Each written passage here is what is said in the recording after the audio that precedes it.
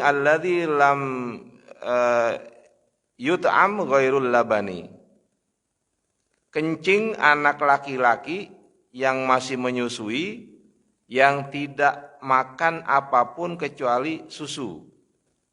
Nah, ini kencing bayi laki-laki dipersoalkan apakah itu najis ya atau tidak ya, atau memang itu najis, cuma jenis najisnya berbeda dengan kencingnya anak perempuan. Nah, di sini apa? Qarrara Syafi'iyatu wal Hanabilatu, ulama-ulama dari kalangan Syafi'iyah dan Hanabila menetapkan annama tanajjasa bi baulin aw qai'in sabiyyin lam yata'am ya ghaira labani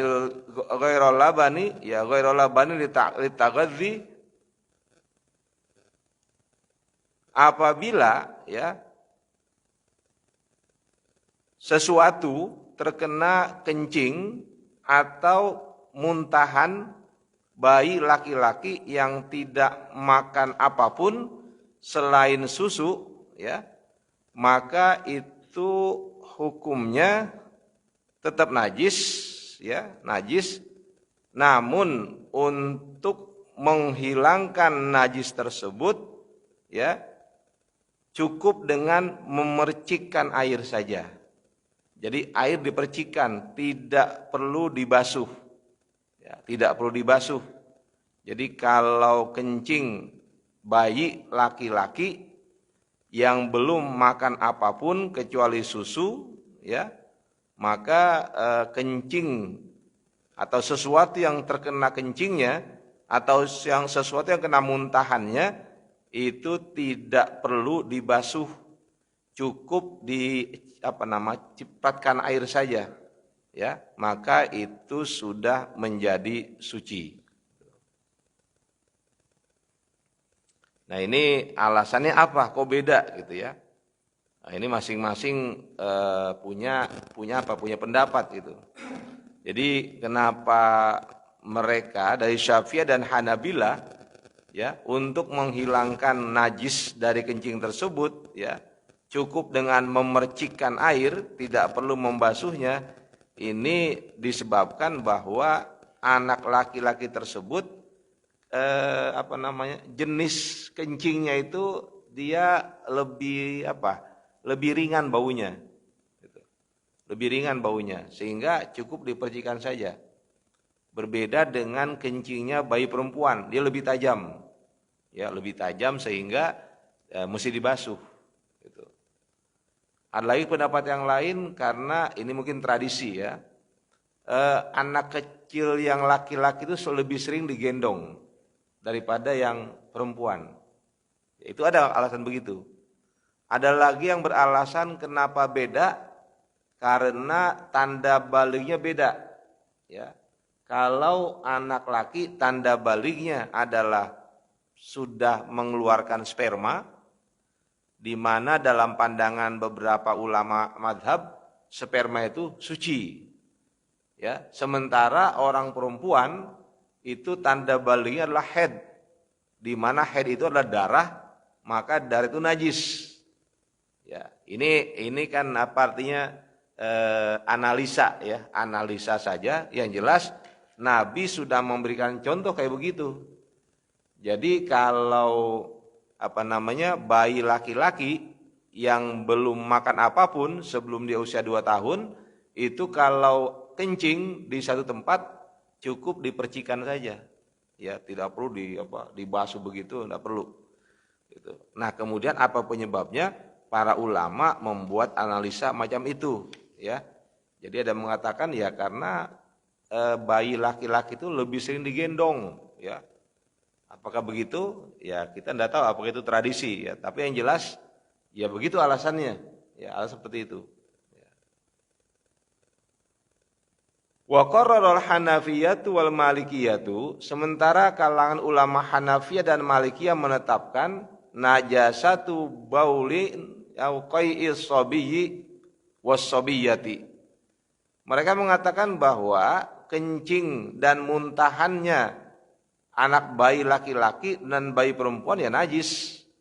Wa wujubul ghusli minhu, dan wajib untuk membasuh. Jadi kalau menurut ulama dari Malikiyah Hanafiyah ya sama aja, laki perempuan sama aja. Kalau umpamanya dia kencing mengenai pakaian, ya pakaian mesti dibasuh, ya dicuci begitu. Seperti layaknya menghilangkan najis-najis yang lain.